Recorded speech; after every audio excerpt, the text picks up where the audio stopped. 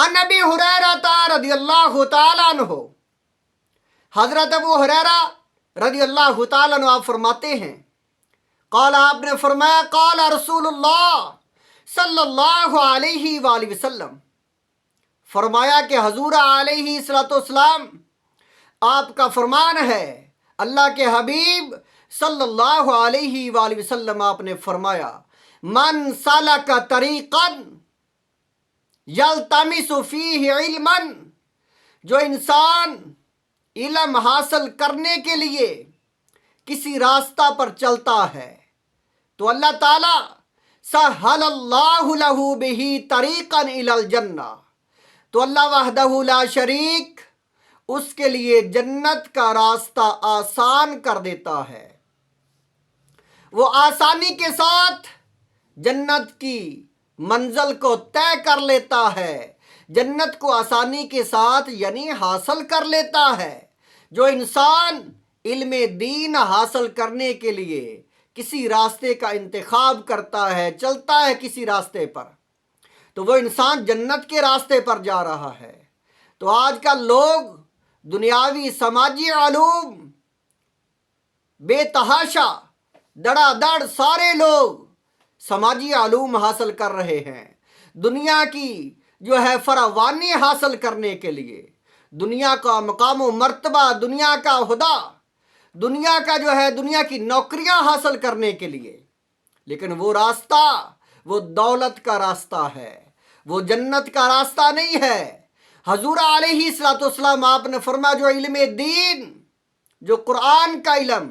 وہ علم جو انبیاء کا علم ہے، جو اللہ تعالیٰ نے انبیاء پر نازل فرمایا،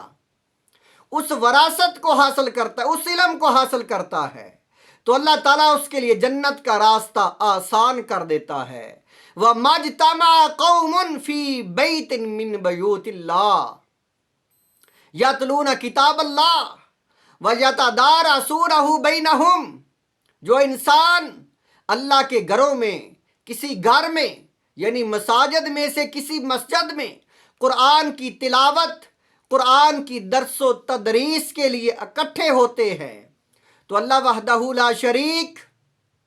الا نزلت علیہم السکینہ، اللہ تعالیٰ سکون کی دولت ان پر نازل فرماتا ہے،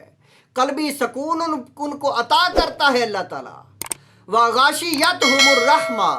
اللہ کی رحمت ان کو ڈھانپ لیتی ہے۔ وحفتہم الملائکۃ، اور فرشتے ان کو گھیر لیتے ہیں، اس جماعت میں، اس مجلس میں فرشتے بھی حاضر ہو جاتے ہیں، فرشتے اس طرح کی مجالس کو تلاش کرتے رہتے ہیں۔ فرمایا جس وقت ان کو وہ مجلس مل جاتی ہے، علم کی مجلس، قرآن و حدیث کی، درس قرآن کی، جب وہ مجلس ملتی ہے تلاوت قرآن والی مجلس، تو فرشتے اس مجلس میں شریک ہوتے ہیں اور دوسروں کو بھی پکارتے ہیں، باقی فرشتوں کو، کہ آ جاؤ مقصود حاصل ہو گیا۔ حضور علیہ الصلوۃ والسلام آپ نے فرمایا، وَذَكَرَهُمُ اللَّهُ،